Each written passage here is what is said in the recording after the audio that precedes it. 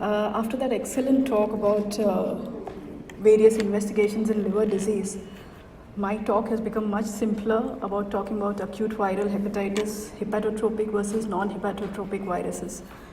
So, if you look at hepatotrophic viruses, what we commonly see is hepatitis A and E. Other causes are B and C. And the non-hepatotrophic viruses described in literature is basically CMV, EBV, herpes simplex and varicella zoster. Obviously, dengue is a part of the non-hepatotrophic viruses that we see in India. Probably if you were in Brazil, you would talk about yellow fever. And we have other viruses like adenovirus or HIV, which sometimes come with just an acute viral hepatitis kind of a picture. If we look at this gamut of infections, the first thing that we want to know is what's really prevalent in India. And this was the only study that I actually came across from New Delhi, which is done in adults, where they actually screened for hepatitis A, E, B, C, D, and CMV and EBV. And this was done in patients with acute viral hepatitis as well as acute and chronic liver failure.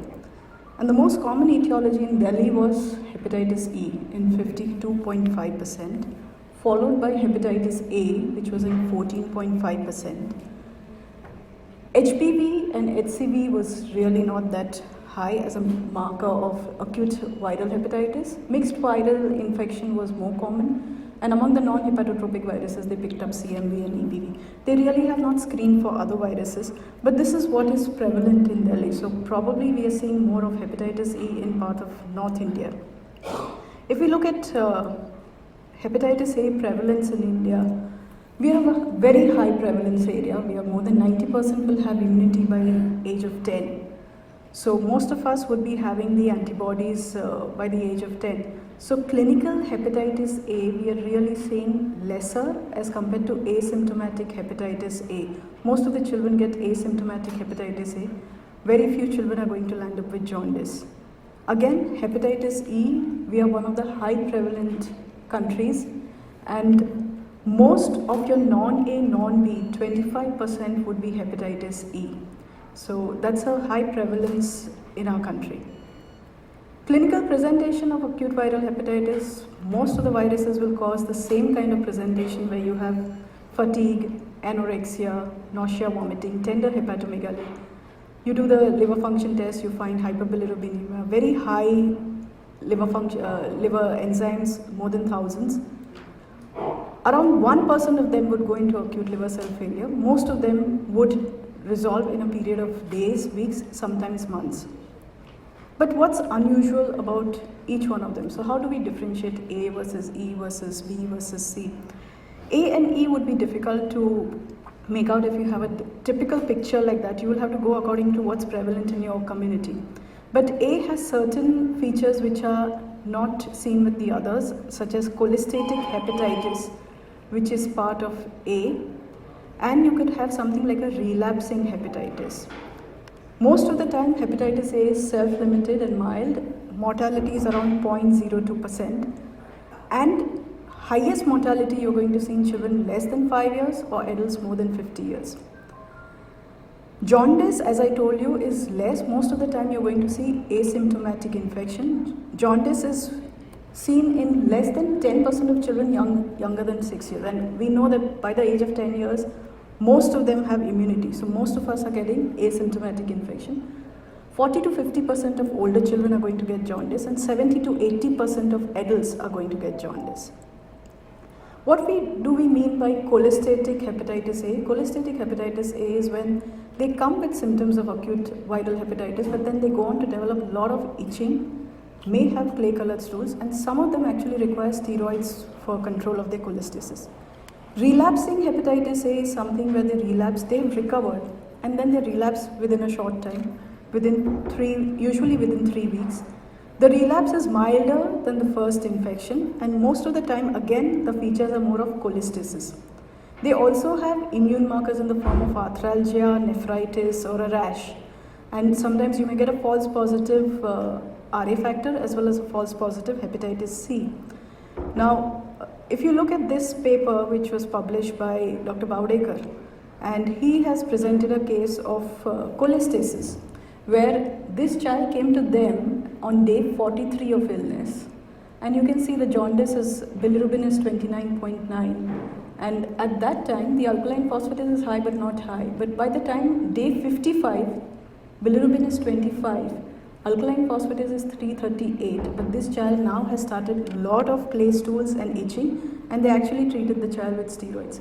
So when you get this kind of a picture, keep in mind it's still hepatitis A. Now, looking at the history of a typical acute viral hepatitis, 8-year-old female girl, she had fever and lethargy for 8 days, right hypochondriac pain, abdominal distension for 5 days, vomiting for 3 days, oliguria and irrelevant speech for 2 days. The parents have not noticed jaundice.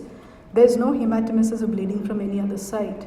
But when you examine, you find that the child is icteric, has anasarca, altered sensorium, little hypotension, mild hepatomegaly, and no meningeal signs. So you think this is like an acute viral hepatitis. Investigation-wise, the counts are okay. Bilirubin is 4.4. Enzymes are more than thousands. Again, SGPT is more than the SGOT. Albumin is slightly low. The PT is deranged, 39 seconds. PTT is also deranged, and ammonia is 300. So this tells you that this is acute viral hepatitis with an hepatic NCAF. Hepatitis A IgM is positive. A USG abdomen. It's not unusual to get ascites and pleural effusions in hepatitis A. We've had a lot of references where these patients have been worked up as dengue because they thought there's ascites and pleural effusion, so it's dengue. Don't miss out hepatitis A with this kind of a presentation. Hepatitis E, it's less severe.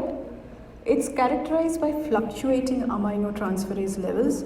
What's more important is in the pregnant women. It can be pretty fatal, especially in the 3rd trimester. So we are worried about hepatitis A, E, and pregnancy. Hepatitis B, we are worried about the chronicity. Most of the children, if you get hepatitis B and C is usually going to come through other routes. It's not fecal-oral. So it's going to come through sexual transmission, or it's going to come through blood transfusions. So most of these children where you screen for hepatitis B is actually the ones who have a high risk history. So a family history of somebody having hepatitis B, this child's not been immunized with hepatitis B vaccine, is on dialysis, multiple transfusions, thalassemia, those are the patients, or the patients with cancer. Older children, chronicity is only seen in 5%. 90% of infants are going to develop chronic liver disease. But the mortality is higher if you get acute viral hepatitis with hepatitis B. It's higher than hepatitis A. And some of them may have serum sickness-like symptoms, so arthralgia, joint pains, fever, urticarial rash. So keep that in mind.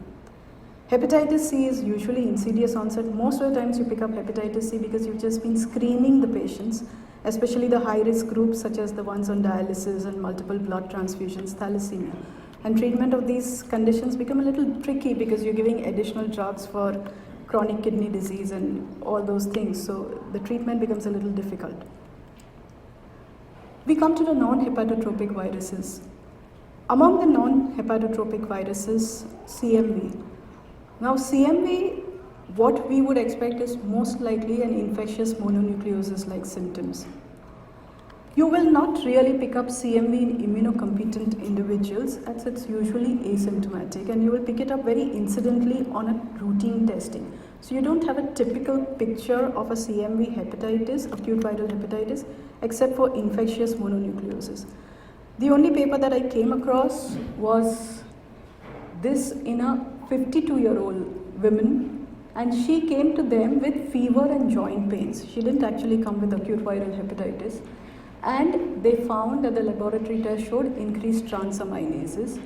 And then she was evaluated and everything was negative except for CMV. So immunocompetent coming with CMV, again, you're not going to get a typical picture of acute viral hepatitis. It's for an investigation of a PUO that you have landed up doing certain tests and you picked up CMV.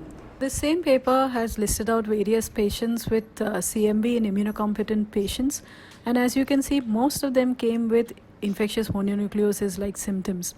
So in adults, that CMV presentation in liver is basically infectious mononucleosis. What about children? The only paper that I came across was this study from Korea in which 132 children were diagnosed with CMV infection. Most of these patients were infants with an average mean age of 8.5 months, and jaundice was the most important clinical presentation. Similarly, we have published this data about CMV in neonatal cholestasis. And we used to see a lot of patients with CMV IgM positive, especially patients who came with biliary atresia or neonatal hepatitis. So we really didn't know whether CMV was causing the problem, whether it's a bystander. So we did this study in 31 children with neonatal cholestasis, and we checked the liver CMV PCR in these patients, and we found that 52% of these children had CMV in the liver.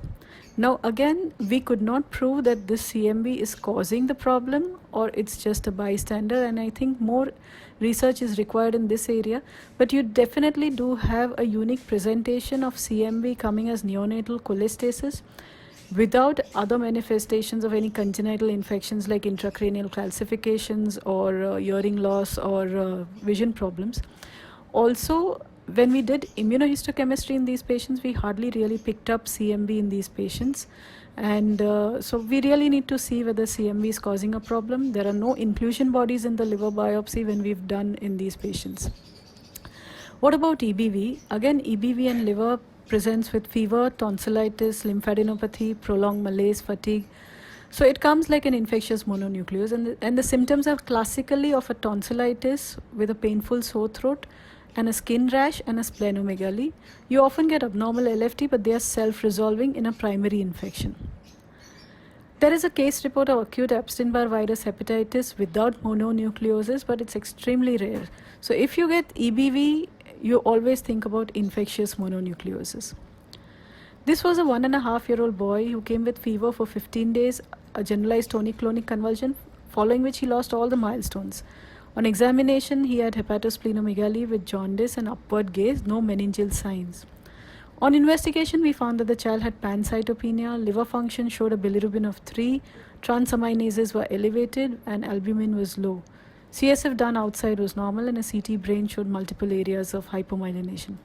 So does anybody have an idea what we are dealing with? You have a child who's come with jaundice, pancytopenia, and a CNS manifestation. We suspected HLH in this child. We did a bone marrow, and the bone marrow showed hemophagocytosis. Ferritin was more than 4,800, triglycerides were high, and the fibrinogen was low. To investigate for the cause of HLH, all the viral markers in form of dengue, leptospira, HIV, HBsAg, hepatitis, CMV, herpes simplex were negative, but we did a VCA IgM EBV, which was positive, and the viral load of EBV was high. To diagnose EBV, if you're doing an ELISA, you ask for a viral capsid antigen IgM test, or you could do a PCR test. We treated this child with intravenous steroids and etoposide, but he actually died of multiple intracranial bleeds. So in children, we see a lot of HLH because I think we have a referral bias of it being a tertiary referral center for pediatrics. But EBV-associated HLH is one of the presentation of liver disease in children. And if you look at EBV-associated HLH, it's usually not a primary infection, but it's because of reactivation of EBV, though it can occur with a primary infection. And it's basically because of the cytokine release that occurs, especially with affection of the NK cells and the CD4 cells. So it's a cytokine release phenomenon. We are in the era of dengue, and dengue practically affects us every year. Dengue, if you look at acute hepatitis patients, 3.8% of patients have dengue. And the liver damage in dengue is actually because of the direct infection by the hepatocytes and not more of the inflammation. Liver involvement is commonly seen with Dengue 2 virus, and Dengue 2 virus can be extremely dangerous.